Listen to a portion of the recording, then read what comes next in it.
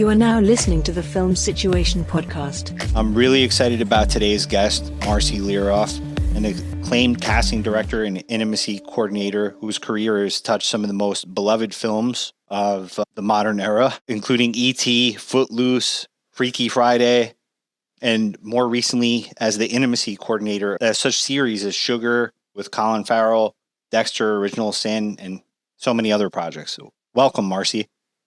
Hi, thanks. Thanks for having me. Thank you. So I guess first, a little bit about your background. I think, read somewhere that you had first, before working as a casting director, you worked for a distribution company, which I find That's pretty cool. true.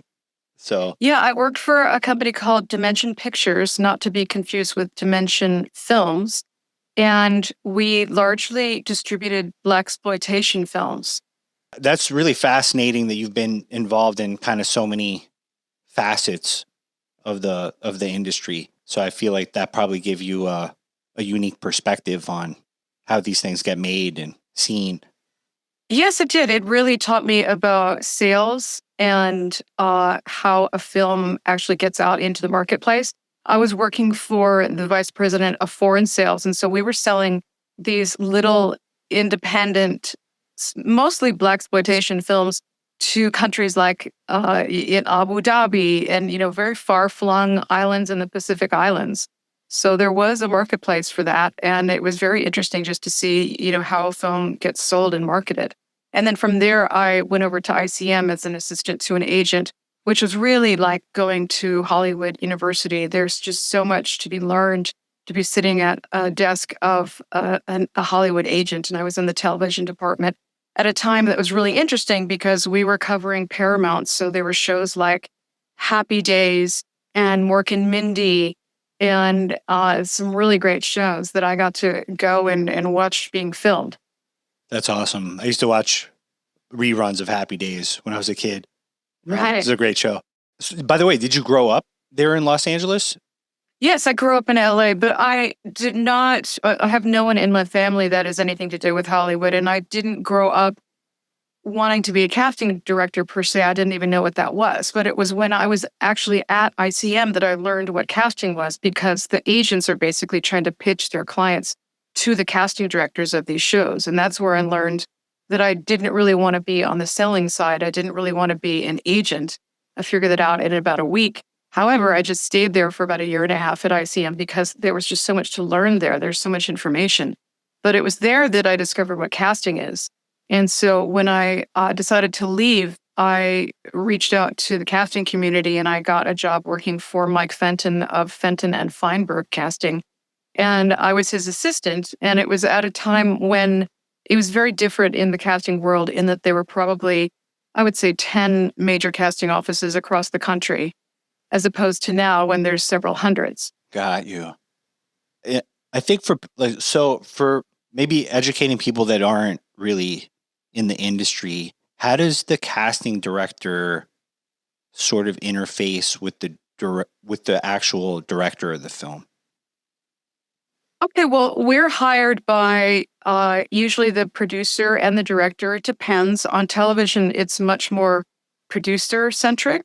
And in film, it's more director-centric. And I've done mostly film. I've done some television, but mostly film. And so we come on to a movie, and I will have a concept meeting with the filmmakers to see what their needs are. Because many times if I'm doing, let's say, a big budget film, there are needs for marketing. So we need a name in some of these roles so that they can then sell it. If I'm doing a really stripped down independent film, we still need some names, but it's just a little bit freer in terms of who we can cast. And so we have this concept meeting and we talk about what their needs are, how they see this role. And I prepare lists of suggestions. And they first start out by, what we need. Let's say it's a name list. So that means I'm just going to go through all my files and bring up all of the actors that make sense for this role conceptually. And then I'll put together my wish list of people that I would hope would maybe be interested in this, that I know it's kind of a reach. And then I'll also put together my favorite list, which is thinking outside the box, because many times a role is written in a very specific way, and you want to cast what the writer is writing. But many times it's more interesting to go outside that box. As an example, I cast the movie Footloose, the original Footloose. And I love that movie, by the way, the original. I used to you. watch it as a Good. kid, and just even that opening sequence was so iconic. I know. And so the role of the preacher, the father, was written as this very dynamic, charming, Paul Newman-esque, handsome, salt and pepper haired man.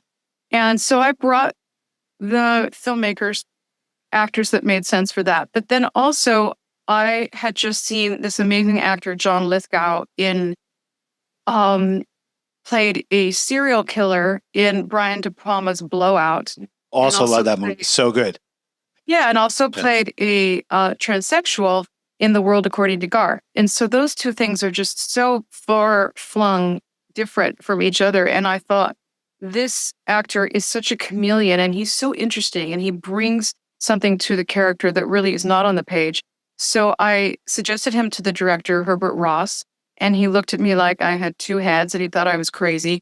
And this is where a casting director really does their job, is we're then meant to fight for our ideas and be passionate about it and try and get that actor seen, either in the room with auditions or by showing film clips of them, just to get them into the discussion. So at the time, I talked Herbert Ross into at least letting John Lithgow come in and audition.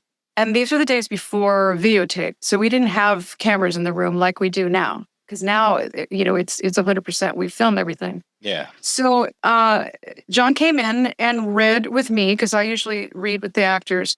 And it was just a good actor who's right for the role will change the molecules in the room. He changes the chemistry in the room. And I remember just getting chills and goosebumps. And the director gave him the role in the room. That's amazing. He's an outstanding actor.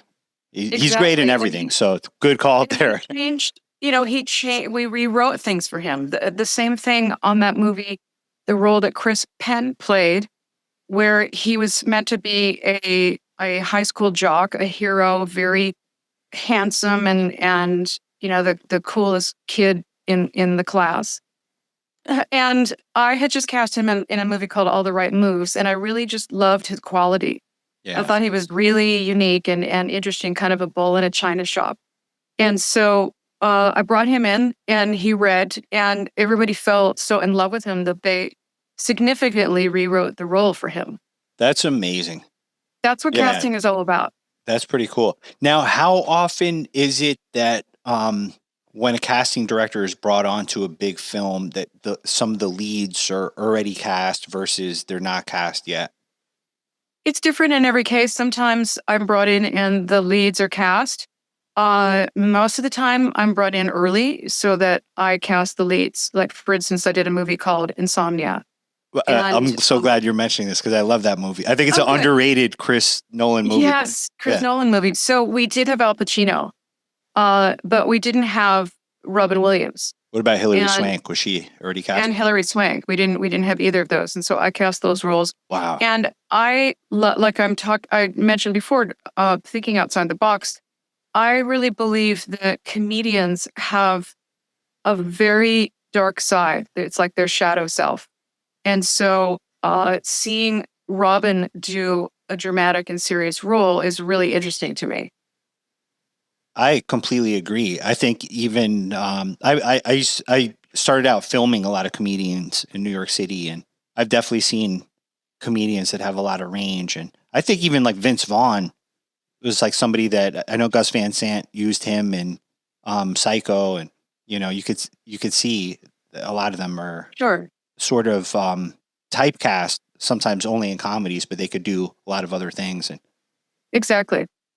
And I know it's been sort of reported a lot, and Matthew McConaughey has talked a lot, which I know you did a movie with him as well, but he had to really step outside of his romantic comedy kind of zone to start getting other sort of work like Dallas Buyers Club. Exactly. And he did that with intention, I think, because he didn't want to keep doing these rom-coms, and he knew that he had this other very deep and nuanced dramatic side to him. And he had to really campaign to do Dallas Buyers Club and had to campaign. So he's just started doing a lot of really low budget indie films where he was able to be cast in much darker roles. Yeah, I know he did Killer way. Joe, the William Friedkin movie, which was a really interesting film. And yeah, Dallas Buyers Club was incredible. And then he did True Detective. So he turned down a lot of money. I know on a romantic comedy to, I think it was like $15 million, something like, like a huge amount of money to then transition and start doing some of these smaller indie films, which I think is really commendable. Exactly. And much more interesting roles for the actor. So I've been, as like a New York City sort of very indie filmmaker, I've been part of a lot of castings, and I've been in the room when many actors have come in, and I'm a sort of empathetic person. So no matter what somebody does when they come in that room, I have a respect for them that they're coming in and sort of going for it. But it's sort of tricky as a director. You want to be nice, but you don't want to be overly nice because you don't want them to have false hope that they might get the call back. So it's kind of like Oh, I worked with a director once. This was years ago, but famous Hollywood big time director. And after every audition, he'd go, "Okay, see you in Italy." That's where we were shooting. And I finally had to tell him to stop doing that. Yeah. Because we're not going to see them in Italy. We're not casting them. But he just kept doing that. I mean, I don't know if it was out of nervousness or what, but it was very misleading. And it was not a good look at all. No, it's definitely not. That's definitely giving false hope to people. And yeah, I'm so curious. I know you've worked closely with a lot of actors, and I believe you've also coached actors in the past, True. right? So I know I have a lot of friends that are actors, and I find that, and maybe this is just human nature in general, but sometimes I find that people put obstacles in their own path. Like I'll give you an example. Like sometimes I'll talk to actor friends of mine. I'm like, "Oh, how's it going? Have you been booking work?" And they're like, "No." I'm like, "Well, what's going on? Are you going on auditions?" They're like, "No, I'm not going on auditions because I need to get new headshots." Well, I'm like, "Well, don't let the headshots be the reason you don't go on audition. Like, get a photo that just looks like you. Doesn't have to be a $2,000 photo, just something that's accurate to how you look, and go on auditions and, make it happen." I know it's easier said than done, but have you encountered that sort of thing? Yeah, I think there are many actors where they shoot themselves in the foot in a myriad of ways. And it comes from being in a very, very, very difficult business. And I mean, can you imagine going for a job audition and sitting in a room and there's 10 other people that look just like you, and you're all vying for the same role, and you're all sitting together? Yeah, that's so It's true. very unusual. And then you're sitting in the room and you're hearing your competition audition for the very same scene that you have worked on, and they're doing it completely differently, and they're getting lots of laughs, and you start second guessing yourself going, "Wait a minute, I wasn't going to do it that way." I mean, it's just a very bizarre process to get a job. So it breeds a lot of insecurity. However, like you said, I coach actors and I teach acting, and I give a lot of advice about auditioning. And one of the things you have to do is that you have to know that you really want this 100%, and and you're doing it for the right reasons. If you're doing it to be a star, then that's not going to work. If you're doing it because you can't think of doing anything else because this is in your blood, then that's a whole other thing. And that's usually what you need to have in order to be successful. That's good advice. Have you seen the Noah Baumbach movie, Jay Kelly, with George Oh, Clooney? yeah. I mean, I thought that was really, really well done in terms of the machine and the machinery that makes a movie star and that keeps it going. when you look at that movie and you see his whole team that's running around behind him, trying to, make sure that all the puzzle pieces fit so that when he goes out there, he's gonna be successful. And then when they get to, I'm not sure, was it Italy, where he just kind of goes off the rails and just starts going off on that train by himself and meeting people, and they're all trying to, run interference to protect him. It was very, very, very accurate. I thought it was great. I loved it. And yeah, I really liked it too. When he also, him of a certain age and wondering at that point, after all this success, actually is he? Right. Yeah, and I love the dynamics between him and the Billy Crudup character. That. Oh my gosh, yeah, that was great. And then also him, trying to have a relationship with his daughter, where he really hasn't been very present, and now he suddenly wants to be present. Yeah, and just the sort of, I think there's a lot of people kind of look at successful people and they're like, oh, they're on easy street. But I felt like this really showed the true level of sacrifice that it takes for somebody like that, that seemed very accurate. This is something I've also thought about that I'm curious about your opinion on. And it's a lot of conversations that I've had with my brother, that he thought some of the roles were cast in a questionable way. He was like, somebody can't just be talented as an actor. They also have to have a quality. And then, we started unpacking that over many conversations, and I started meditating on that. I'm like, well, what is that quality? Because it's not like attractiveness. Like, there's a lot of actors that aren't traditionally attractive, but they have a quality that I've kind of identified as a camera charisma. Like John C. Reilly has that sort of quality. Exactly. I mean, they have to be, for lack of a better word, camera friendly. Yeah. And there's sort of an intangible quality. A lot of it has to do with this, just again, this intangible thing of charisma and someone that you want to watch. Exactly. Yeah. I find I'm more interested in the character actors than the straight up, beautiful, good looking movie star, because I think they have so many layers there of complexity and darkness. And that's what I'm interested in watching, quite honestly.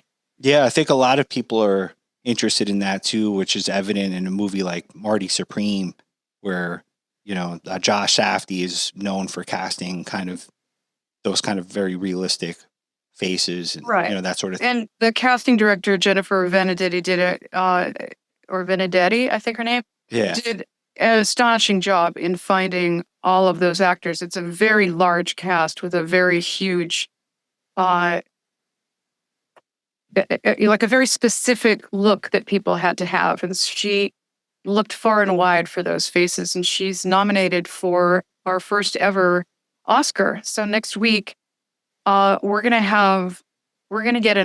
directors are going to get an Oscar for their work. And this is the first time this has ever happened. This is something that we have been trying to do for decades, to get the Academy to give us this honor. And finally, it's happening. That's amazing. Long overdue, but that's absolutely noteworthy for sure. And there were some really good films this year that really showcase what good casting is. Definitely. So how did you decide to transition from being a casting director into getting involved as an intimacy coordinator, which I know is a newer role, of course? Yes, it is a newish position on set as of roughly 2017. But I have been looking for my next act, so to speak, for quite some time. I've been casting for over 45 years, and I feel like I've worked with some of the best directors in the world. And I was there in not the very beginning, but I was there in the early days. And the craft has changed a lot, in that there are now so many cooks in the kitchen in terms of making decisions. Yeah. And it used to be just the director and myself in the room with the actor, and we would tell the studio or the producers who we wanted, and then we would do a screen test and make our choices. But it wasn't this slew of executives involved. And Got now, you. ever since videotape, there's pros and cons to this. Obviously, we need videotape of the audition to make sure that we see this person on film, so to speak. But what it's done is it's opened the door to having so many people in on this decision of who we cast that really have no business being in this place of deciding, because they don't know how to watch an audition. They over scrutinize. They don't realize that we're still at play, that this audition is kind of a place where we're still finding what the role is. Until we're finally at the the very last screen test, so to speak, we're still just figuring out what works and what doesn't work, and the actors are playing. And so now that we've opened up the door to so many people looking at these and being able to say no, excuse me, it just it breeds a lot of indecisiveness and misdirection. And so I have been looking for my next gig, but what's the next act? And so I heard about this new position as intimacy coordinator in 2017, and I went down a rabbit hole to figure out exactly what it is. And I realized that it really encompasses all of my skills, which are that I love working with actors, I love working with filmmakers. I interface really well with all the different departments. I understand camera. I understand what things are supposed to look like. And this is not just a job about keeping people safe. It's about storytelling and making sure that the story is told in an authentic and safe way, and that it looks good and it looks real, and that it's actually telling your story. I mean, a kiss is not just a kiss. There's a kiss can tell such so many different stories by what the kiss means and how we're doing that kiss and breaking that down. So I found this woman in Los Angeles. Her name is Amanda Blumenthal, and she was the first IC intimacy coordinator in Los Angeles. Her first job was Euphoria, which is amazing. That's a tough first job. Threw her into the deep end of the pool as her first job. Yeah. And so she was really smart, and she started training people. And so I was part of her second cohort in terms of training. And so we trained for about 5 or 6 months in 2019. And at the end of 2019, I was certified and started working as an IC. What did the certification entail? The training, at least with this group, was very robust. We have a very robust reading list. It has to do with, some of the books are having to understand trauma, because some of the scenes that we are doing, even though they're simulated, they may trigger an old memory, and an actor can become traumatized on set. And I'm there to help them get back into their body. I'm also there for the crew. Like, let's say that we're doing a very violent scene of a simulated rape. The crew is watching this over and over and over again in 5 different angles, and they can become triggered. And so I'm there to be a safeguard to help them if they need to tap out and talk to somebody. So I'm trained in trauma first aid. I think that's so important. And It having is. somebody trained in first aid, number one, that's ultra important. I was always sort of the guy when I worked in office jobs that I was always asked to be part of the first aid team. So was also trained in So first you aid. understand that. I do. It's interesting because Hollywood is finally starting to understand not only like physical safety, but mental safety. And It's important. Yeah. Take responsibility for not just something like sexual harassment, but let's say somebody is being psychologically harassed on set. And these scenes that we're doing, including nudity, which have extreme vulnerability for the actor, they're really putting themselves out there in many ways. This new position is honoring and protecting that they stay safe, not just physically, but psychologically as well. I think I'm extremely for it. And I got to say, I think it's a great thing. I'm a filmmaker also that's learned a ton about the filmmaking process from watching DVDs with the director's audio commentary back in the day. And I can't tell you how many movies that I've watched with so many different directors from films from, 20 plus years ago, when there would be an intimate sex scene, they would say, well, this was awkward. These things are always awkward to film. Right. I've heard that over and over again. And they are. And what has changed is that with an intimacy coordinator involved in these scenes, we're there to sort of disrupt the power dynamic, because it shouldn't be a director or a producer telling an actor what to do along these lines of nudity and simulated sex, because there's a power dynamic that exists there where an actor has a pretty hard time saying no to someone that employs them. Because if they say no, they could get fired.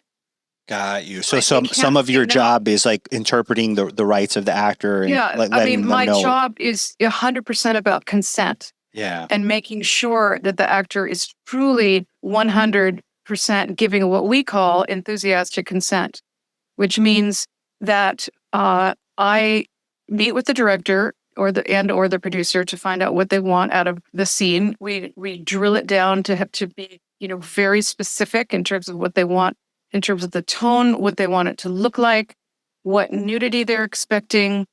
I'm also trained in movement and choreography, and so we try to do this all in prep in these discussions. And then I'll have a private one-on-one with the actor to tell them what the director is looking for, or the filmmakers are looking for, and are you okay with that? And if I ask an actor, are you okay with A, B, and C, and they go, well, yeah, I get it. Okay, I'm going to take that as a no. And the no is very powerful. And a no, we are taught that no is a complete sentence, and the actor does not need to qualify or quantify why they're saying no. And then I will come up with a workaround that still tells the story, but that everyone is comfortable with. And so they can say no to me a lot easier than they can say no to their boss. That makes sense. That's where this job comes in. And then I am also responsible to work with all the department heads, such as the lawyers. So we come up with the language that goes on the nudity rider, and what the rider explains very specifically of what parts of the body will be seen and what is the simulated sex act that we're talking about. And then a new clause came up in SAG-AFTRA, which the ICs helped them write, is that we need to give this rider to the actors at least 48 hours before we start shooting. And then on the shooting day, we can't change it. We can't add another level of nudity or simulated sex. So that protects the actor for on the days for suddenly some producers show up that we've never seen before, who suddenly wants all these new demands, and then the clock is ticking, money is being spent. The actor usually has to succumb to those demands in the old days. Now that can't happen. Okay. So I deal with the legal department. Yeah. I deal with the costumes department to make sure that we have the right modesty garments on set and available. If we're doing a very specific scene where they're having simulated sex and she's wearing yoga pants or leggings, that's going to make it very difficult. It's going to be making it very awkward. Like, how is she going to get her pants off in a nice, smooth, graceful way? And so that's why we always interface with wardrobe to make sure. I want to know what she's wearing. And you'll notice that I'm mentioning simulated sex a lot, and there's a real specific reason for that. One is that we want to dispel the myth that the actors are actually having sex, because many times the audience thinks that they're really doing it, and that's not true. Right. Also, except if it was like the Vincent Gallo film, like The Brown Bunny or something. Right. But those are the exceptions. Yeah. Yes, that certainly happened a few times. Absolutely. But we say simulated sex also to help the actor get in the right frame of mind, so that they know that this is a stunt by and large. Yeah. It also helps their partner at home, knowing that, their partner, their husband or wife is going to work to have sex on set. No, we have to remember this is a workplace. And so what we're doing is a stunt of choreography and its simulation. Well And put. it's Yeah. and it's insinuated. And so it helps everybody, I think, psychologically wrap their brain around it so that they're not calling it sex. Yeah.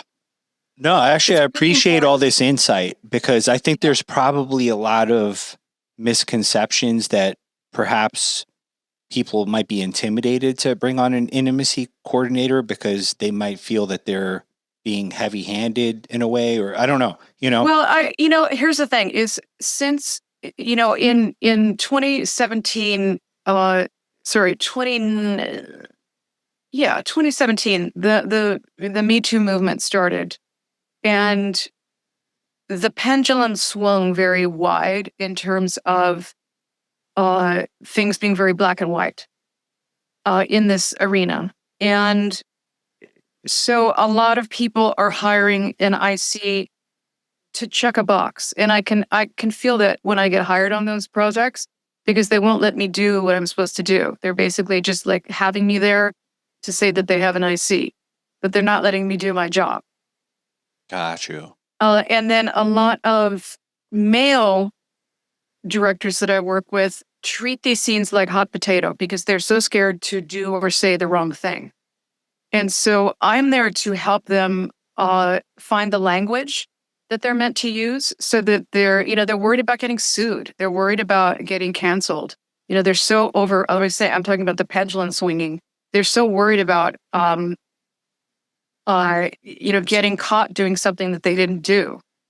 There's kind of an overreaction to this in a way. And so, however, we are now in Screen Actors Guild, SAG-AFTRA. They brought us in very recently and negotiated for us, and we're now a member of a very powerful union. And so this job is here to stay. And what I'm seeing more and more productions bringing us on, even just for a kiss, not just for a safeguard, but for our artistry of helping them tell that story. We're talking about student films, shorts, little independent films are bringing us on to be part of the crew to help tell that story. It's really important for any scene where an actor is hyper exposed. It could be something like childbirth, a woman, an actor lying there with their legs spread out like this and having to be so hyper exposed and vulnerable in their acting. We're often brought in for childbirth. We're brought in for scenes with minors having a kiss. It could be their first kiss ever in life or their first kiss on screen. I'll give you an example of what is it called? Stranger Things with the young actress that plays 11, Millie Bobby Brown. So she was a little girl when in the first season, and she had her first actual kiss in real life on screen. And the Duffer Brothers kept teasing her all day, like, oh, you're going to get your kiss today. And it was all good natured, but they didn't realize how much it was making her more uncomfortable and more nervous. And so she's now a grown up, she's married, she has a child. And in the interviews, she will still talk about this. She will still talk about how awkward that was. And if they had an IC there, those comments would never have happened. And it would have been treated, much more seriously. And we would have made it much less awkward. 100%. I'll tell you, one time I was producing a small independent film in New York, and a friend of mine was directing it, and there was a guy it was like between takes, and he was making like really explicit jokes, and he was kind of like a younger guy, and a lot of the people were laughing, but I could see some of the actresses on set, at least one of them looked really uncomfortable. And I brought this guy outside. I was like, hey man, I was like, you can't, I was like, listen, I'm not questioning your intention here. I know you're just trying to be funny, but I was like, but you cannot do that. Like, that's not okay. I don't want anybody to go home from an Alphabet City Films production and say they felt uncomfortable because of how these guys were acting. I was like, you can't do that, period. Exactly. And that happens. And And if that happens, people are encouraged to come to a first AD or a producer or myself to squelch that. Yeah. That's no longer tolerated. Again, we're making movies, but this is the workplace. Exactly. And that wouldn't be allowed anywhere else. 100%. In any other job. Any other job. So yeah, that's a really good point. I've read something about a 48-hour clause. What is that? I mentioned that earlier. Yeah. Could you elaborate on that actually a little bit more?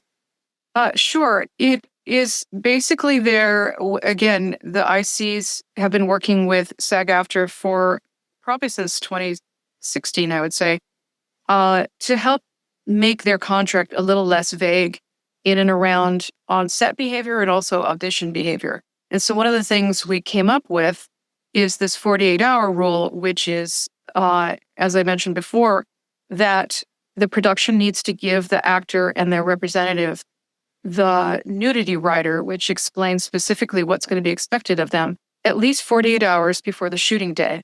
And then on the shooting day, the production cannot add any new or additional levels of nudity and or simulated sex. If they do, it sets the clock back again another 48 hours. Got you. Which no one wants to do. So what I try to do in our discussions, because prep is probably 85% of my job. So in the discussions that I have with the filmmakers beforehand, I say, is there any scenario that you might want them to be doing A, B, C, and D, or C this kind of nudity, A, B, C, and D? And so we try to include it in that rider, because I don't want the filmmakers to feel painted into a corner creatively because it's not on the rider. And so, the rider is there for safety for the actor, but also I want to make sure that my filmmakers feel like they're able to still tell their story without, the sex police coming down on them.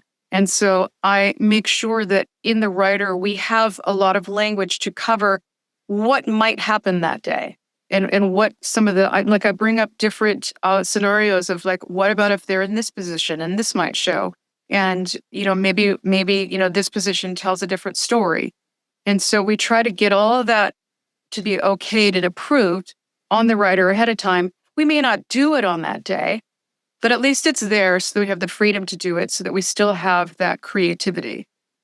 Nice. And could you talk about the use of a body double and when that comes into play? Sure. So there will be times when actors simply, the script calls for them to be naked and or having a simulated sex act, and they're simply not comfortable with it. And so we then employ the use of a body double to make it look like them. Now, the body double can't do anything more than what the actor has agreed to do, meaning the body double can't come in and misrepresent the actor. Like, let's say the actor said, no, I definitely would not be showing my nipples, or I would definitely not be having this kind of simulated sex act. So the body double can't come in and do that, and then the audience thinks it's the actor. So the body double can only do what the actor has agreed to. Are there ever any instances where they have in their contract ahead of time where they're not going to be showing their privates, for example, but they're okay with a body double showing that? Yes, absolutely. If it's all agreed upon beforehand before we shoot it. Got you. And I would imagine that, you've worked with so many directors, and some of them might be a bit more comfortable directing such scenes and versus others. And are there times where they ever lean on you for that specific choreography for these scenes? Oh, absolutely. It's different in every case. And some directors will go, okay, you guys go on to the set. I'm working on this scene. You guys go over to the real set and work it out, choreograph it, and then show me when you're done. Okay. And so I'm basically choreographing the whole scene and then showing it to the director for them to approve or for us to tweak it. Some directors come to me with storyboards and they know exactly what they want and what they want to see. It's different every time. Most of the time we're doing it all together. so that the director is coming in with their vision and their ideas, and I will execute that. And if they're open to it, if they're open to other ideas, I ask them that. Some people don't want to hear from me. They know what they want and they just want me there standing by. Some people I work with were really collaborating and they want to hear my ideas, because I will read a script and I will have, much like casting, I will have an idea in my mind of the way it should look or the way it might look. And they're open to me bringing up those ideas and collaborating. And then the actors also have their idea of how they see it. And so we all come together to make the scene work. Sometimes we're afforded enough time to do a real rehearsal ahead of time. Most of the time, we don't have that much extra time or money to do that, because they have to, if it's not being rehearsed on the day that we're shooting, they actually have to pay those actors that for that rehearsal. But sometimes, like one time I did a pilot that was about sex trafficking, and a lot of the scenes were very physical with this woman. And so one scene, she was being raped and strangled. And so we had a stunt coordinator there to make sure that the actor that was doing it with her, there's a safe way to do this, and there's a completely unsafe way to show strangulation. And so I work with the choreographer for these simulated sex scenes to make sure that everybody was on the same page and that we're doing it in an extremely safe way and no one would get hurt. That makes sense. I'm curious if some directors come in with like super specific references, like, oh, I like the scene from Atonement where James McAvoy comes up to Keira Knightley and they're kissing for the first time, and I want to evoke that kind of thing, Yes, absolutely. Like I said, every director is different. Some of them are very skilled in being articulate at what they're trying to describe, and they'll come in with film references. I also like to bring in a lot of film references in terms of tone, and like I'll put together for lack of a better word, like a mood board of inspiration pictures of what I think this could look like in terms of blocking, lighting, just the general look of it. And so that really helps. I'm kind of curious on your casting days, how it was working with various directors, like somebody like Christopher Nolan or Steven Spielberg, or how was it working? What was the different styles of directors working with like a casting director? So many different styles. There are directors that absolutely love the casting process and love actors. For instance, I've worked with Mark Waters many times. He directed Freaky Friday and Mean Girls and Spiderwick Chronicles and Just Like Heaven. I've probably done like 7 or 8 movies with him. He's married to an actress. He loves the casting process, and he and I just really get into these very sometimes loud debates about whether an actor is right for something. And he's a great director with actors. He will, if he likes an actor, likes what they're doing, thinks they're right, he will probably give them 6 or 7 notes on a scene before we go back and do it again. So those are I love working with those kind of directors. Some directors I work with are very, right-brained. Like I worked with Ridley Scott on 2 films. On Blade Runner, right? And a film called Legend. Amazing. And at that time, I know he's different now, but at that time, he could barely speak to the actors. He just was very visual. He was extremely right-brained. Yeah. And could barely have, like, we would have these auditions and there would be like staring contests because he didn't really want to read the scenes. He just wanted to talk to the actor, but he really didn't. It wasn't very, very verbal to have a conversation. Yeah. I work with Australian director George Miller on a couple of projects. Oh, they made Mad Max? Yeah. Yeah, he's very shy. Interesting. Here.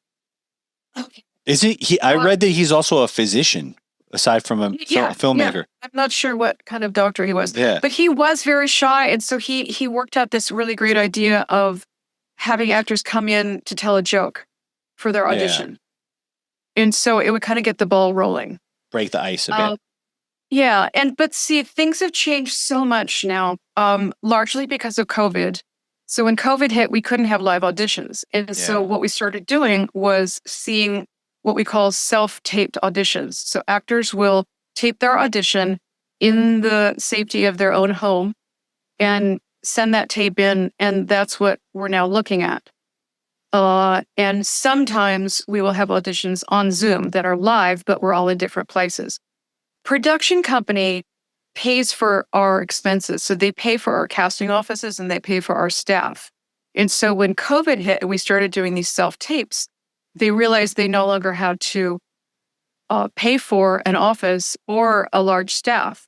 Got you. And so when COVID was over, they didn't want to go back to the way it was in the room because they realized that they've saved thousands of dollars by having us just look at self-tapes.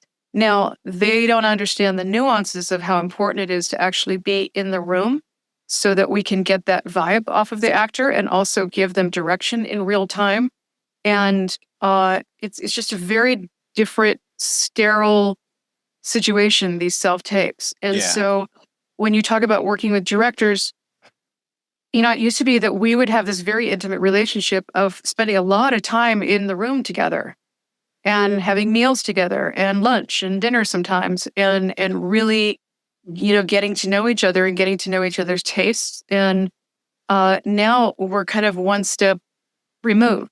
So we're basically sitting in rooms by ourselves looking at all these auditions. Yeah, I see what you mean. Something is definitely lost from not having the in-person interactions with things. The humanity. The humanity of it. And so there are some casting offices that still have real live offices, but I would say 80 to 85, 90% is all self-tapes now. And so I got out just before that, but that has definitely affected the craft of casting in a huge way. And you said for some time that you wanted to sort of start doing something else in the industry. Yeah, I feel like I've done it, Yeah. And on a very big time level, by the way. Right. Yeah. I've produced several movies. Yeah. I saw that you were a producer on Untamed Heart with yes, exactly. That was Christian Slater.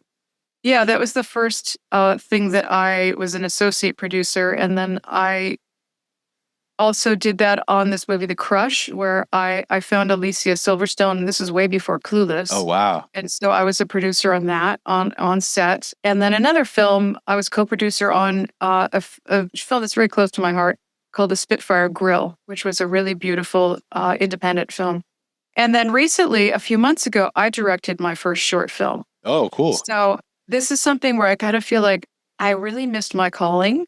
Yeah. And I should have done this 25 years ago, but I didn't. And then this opportunity fell in my lap where a friend of mine who is a writer and an actor, and she came to me about a script that she wrote looking for a casting idea. And I pitched myself as a director.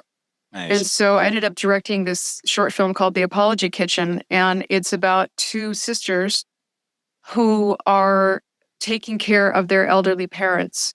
And one of them is the boots on the ground person that takes care of them and actually lives with them. And the other one lives 1,400 miles away. And they both self-righteously feel like they have the hardest job. That's so cool. How long was the film? It's 12 minutes. It's a short film. Yeah. Did you screen it at festivals and things like that? We're just in post right now. No way. Okay, that's so cool. That is exactly something that we want to do, get into all the appropriate festivals.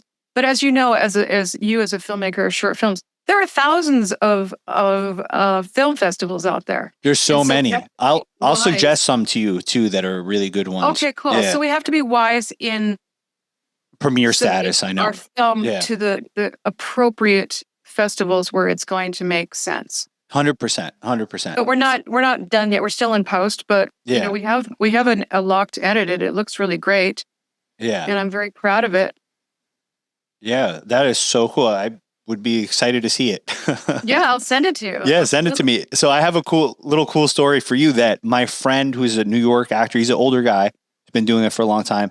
His name is Musto Polenkovici. He was in one of my short films playing a Serbian gangster. And he's not even Serbian, but I had the scene in Serbian and the scene is in subtitles.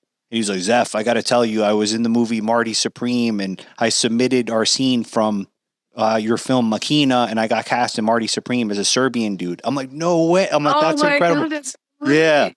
Yeah. And especially, you know how rigorous they were there on every Yes. part. It's been well reported on. Absolutely. That's So- basically they used your film to help get on the part. Yes, because he was not even in town. He was overseas on vacation in Albania and he submitted just our scene, you know, along with like a Oh, self that's tape. great. Yeah. So I'll send you that Very as well. cool. Yeah. So any other things that you want to share, like things that are about being an intimacy coordinator, things that might be, what would you say to like filmmakers who worry that an intimacy coordinator might be, I don't know, that they're intimidated, I guess. Well, I don't find I hear a complaint about them being intimidated. I hear a couple things that they feel like they don't need one because they can do it and they feel like I'm in their lane, which I understand from a certain viewpoint, but things have changed a lot. And if you view us as being a stunt coordinator for intimate scenes, I think that helps describe the job a lot more. I think the people that just kind of shut us down and don't want to use us don't really understand what we bring to the set, because we bring many skill sets to the set. Like I'm saying, we're there in case somebody gets triggered and has some sort of meltdown. I can talk them down from a panic attack. I'm there to help tell the story with the choreography and the movement training that I have. And I understand camera very well. You know, I've made a lot of films and they might say, well, yeah, I can do that. However, again, I brought up the power dynamic before. And so it is very important that someone other than the person that is the hiring component talk to the actor about these very sensitive scenes. Yeah. I think framing it like a stunt coordinator, but for intimate scene, that's such a powerful way for people to think and you about would not do a stunt by yourself. Yeah. Someone will get hurt. And so it's the exact same thing. You know, you would not, in the old days, for these intimate scenes, the actors would show up on set dressed in a robe and the director would say, okay, go for it. And there were no discussions ahead of time about choreography, boundaries, consent. What are we doing today? Because on the script it says, and then they make love. Right, and that's what right, it is. And exactly. it used to be that they would leave it up to the actors, and the actors were put in a position of being extremely awkward and uncomfortable. And these conversations were not encouraged about, okay, where are we going to put our hands today? What's off limits for me? What's okay? Yes, you can touch me here, but don't touch me here and don't touch me here this way. Where it's not only about a touch, it's about how that touch is. Are you grabbing my arm in passion, or are you softly and tenderly touching my arm? Like, these are the discussions that we have. We drill down to, very specific degrees of every move. Now, to your question, some directors might, and some actors say, well, then it's not spontaneous and it doesn't look real because you are choreographing it. And I say to that, are you choreographing a fight scene? Yes. So that way that we don't get hurt. You can still choreograph things and still make them look natural, because you choreograph a fight and you make it look really natural, right? Definitely. So it's the same thing. This is all just about a body dance that we're embracing and learning what the beats are, basically. And, I'm not telling every an actor where to breathe or where to move, but we do discuss, what kind of touch is going to happen so that the actor receiving it is not going to be freaked out to suddenly be grabbed suddenly very violently. They're going to know ahead of time, and they're actors, so they can act that. Yeah. Nice. One thing I'm also kind of curious about is, I'm sure you've been there certain times where the chemistry between two actors doesn't seem to be believable. is part. Do you ever work closely with the director to kind of make that more believable, I guess, in these situations? Absolutely. My job is to make the scene look authentic and organic and believable. And there are many tricks that we can use to make things look better. A lot of, I'm also an acting coach, and so I know how to work with actors, and so I will suggest to the director to talk to the actors about their breathing, because when we start getting stimulated sexually, we have a whole chemical reaction in our body. Our body starts producing hormones and oxytocin and adrenaline, and things change physically in our body, and so it affects our breathing. And so, if they're starting to look stiff, then we talk about introducing some breathing, and I can show them how to do that. That's amazing. One thing, jumping back to your short film, I'm so curious about how you felt. Like, was it like a cathartic experience working with the actors after all this time with like casting them, that you were there like in person, just giving them direction on the spot? Must have been kind of cool. So we shot it in my kitchen in my house, which quite honestly, I have always maintained I will never let a film crew in my house, because I have been on so many film sets where I've seen people's personal homes just absolutely desecrated by the film crew. Definitely. And so, but when it came to the point of budget, and a location is just so expensive, and so I happen to have a great kitchen, and it's very visually good, and we can get a lot of room in there and a lot of light, and so we ended up in my kitchen. And we did several rehearsals in my kitchen, and I'm not going to lie, it felt really great to say action. Yeah. Yeah, it was I have to tell you, I felt extremely prepared on the day. I felt very comfortable. I felt like I knew what I was doing. And I'm at an age in my life where if I don't know something, I do not have any problem with saying I don't know something. I think in my 20s and my 30s, I think the ego is pretty strong then. And I would never admit that I didn't know something then. I had to be the smartest in the room. But now I'm like, I don't care. I don't know a lot about camera. And so I leaned very heavily on our camera person to teach me. And I said, I'm going to be asking you a lot of stupid questions. And he said that, there's no stupid questions. And so I learned a lot, and I hired really well so that I could sit back and let people do their jobs. I think amazing. That's a sign of a confident person, that they can be smart enough to hire well, but also be smart enough to let people do their jobs. Oh, definitely. Trust them. Yeah. I mean, well, you've seen it firsthand from working with some of the world's best directors like Christopher Nolan and Steven Spielberg. And yeah, I've learned so much from all the directors that I've worked with in terms of working with actors, and also how to lead on set. I have seen some directors just lose their crew on the very first day because of how they treated them. And then I've seen other directors where their crew would follow them up a very steep mountain because of how they're being treated. Yeah.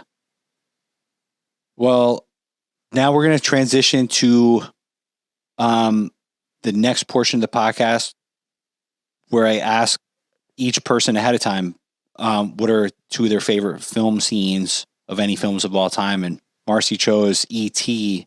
And the scene where I'll let you talk about it, actually. And you worked on E.T., so I'm glad you picked a film that you worked on. Yeah. Full disclosure, I did cast this, but I got to say, I can step back and look at this film objectively and see it as like a popcorn eating audience, and still love it like I do. And the testament to it, quite honestly, is that the scene that I'm going to describe, it still gets me every single time. And so it's at the end of the movie when E.T., they finally figured out how to have E.T. get back to his planet. And E.T. is leaving, and Elliot is crying, and E.T. puts his finger on Elliot's chest and it lights up. The finger lights up and he says, "I'll be right here." And he pokes into his heart. And I'm going to cry right now just talking about that. It's an iconic scene. That's good writing. And it was shot so beautifully. And that, you said favorite scene, and that was the first thing that came to mind. I just showed it to my daughter a few months ago, E.T. How old is she? She's 7. Oh, so she gets it. She loved it. And it's nice having, like, that I have young kids. It's kind of like I'm revisiting these films that I might not normally watch, or that I might have even missed. Like, we were watching a film from like 2018. And then I was like, oh, I didn't even know about this film. It was like the house with the clock in the walls or something. But it was a really good movie. And, and so it's cool, like, sort of revisiting these films. But E.T. is Well, that was the first classic. thing that came to mind. And the second thing that came to mind was Cameron Crowe's Almost Famous. Great film. Perfect movie. It's so good. In fact, I just read his book. I want to read his book because I know that film. Memoir So for people not familiar, Almost Famous is about a teenage aspiring music journalist who goes on tour with an up-and-coming rock band in the 1970s and gets pulled into their chaotic world. And true story. And it's a true story. Cameron Crowe was a very young. He was journalist. 14 on the road with the Greg Allman Band. With the Allman Brothers. That's amazing. 14. 14 is wild. Yeah. So my favorite scene in Almost Famous is after a very long night at a party. They're on the whole band is on the bus and they're traveling to their next gig. And everybody is hungover and exhausted, and no one's speaking to each other because they just had a fight. Like, everybody's just not speaking to the lead singer because he's acting like an asshole. And then the soundtrack comes on of Elton John's Tiny Dancer. And then one by one, they all start singing it in the bus. And it all brings them together. And it's just genius filmmaking, quite honestly. Really strong filmmaking. And I just watched the film last night with my wife because I hadn't, just to kind of, just get in the frame of mind. And it was so great. And my wife hadn't seen it before. And I also love what was striking about the film was a lot of things, but also some of the phone call scenes. I'm like, this has got to be some of the best phone call scenes in any movie of all time. Yes. Like when he's calling back home, and the scene where Francis, that's one of my favorite scenes, is when he puts the Billy Crudup character, the guitarist, the rock band, on the phone with his mother, who's just reprimanding him. And at first he has this sort of devil may care sort of attitude, like totally sarcastic. And then by the end of the conversation, he's like, yes, ma'am. Okay. Yeah. Then he's like, your mom just freaked me out. And it was such a great scene. What? That's what's great about the book. The book is very mother heavy in terms of his relationship with his mother and how she guided him. And that's that part of the movie is very, very much true.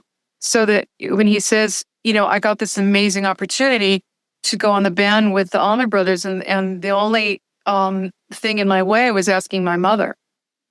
That was great casting of Frances McDormand as the mother, because it wasn't so like it wasn't like an on the nose casting choice. Like a lesser director would have cast somebody with a demeanor that was always pissed off and is strict in a traditional sort of way. And she had how they played it. Yeah. And she had a very kind of like, she was strict, but you could tell she was equally caring in a really specific way, and wanted him to fulfill his dreams in that sort of capacity. In real life, she fostered all of that in him. Yeah. In terms of his love for music and his love for writing. And he graduated high school early so that he was able to go off and do these things. And she was behind it. Absolutely. I got to read that book. Yeah, it's really, really, really good. And then this morning I was thinking of like other favorite scenes. Another one is in, I think it's Pulp Fiction, but I could be wrong. But there's a scene with Dennis Hopper talking about this famous watch. Oh, Christopher Walken. Yeah. Chris Walken. Yeah. Yeah. Amazing, iconic scene. I love Christopher Walken. That's my favorite actor of all time. Yeah. Oh, really? Wow. Yeah. Mm-hmm. Have you worked with him before? Have you ever? I'm trying to think. I don't think I've ever cast him in anything now. Yeah. No, but yeah, he's genius. Yeah, definitely. Well, Marci, where could people follow along with you? Well, I used to be really big on Twitter before Twitter got so corrupted. Yeah. I was very active on Twitter, so I still have an account there. But I really love TikTok now, but I don't post any content. I'm just kind of a lurker. It's understandable. But I do have two websites. One is mostly my casting, and it's marciliroff.com. And then I have another website about intimacy coordination, and I have a lot of interviews on there. If some are written and some are video, just if you want to see what the craft is, and it's marciliroff.com. Okay, well, great. Well, Marci, thank you for being so gracious with your time and for being on the podcast today. You're very welcome. It was great talking to you. Thank you for listening to the Film Situation podcast with your host Zef Cota. Produced by Cole Howard. Brought to you by the Alpha VO Foundation.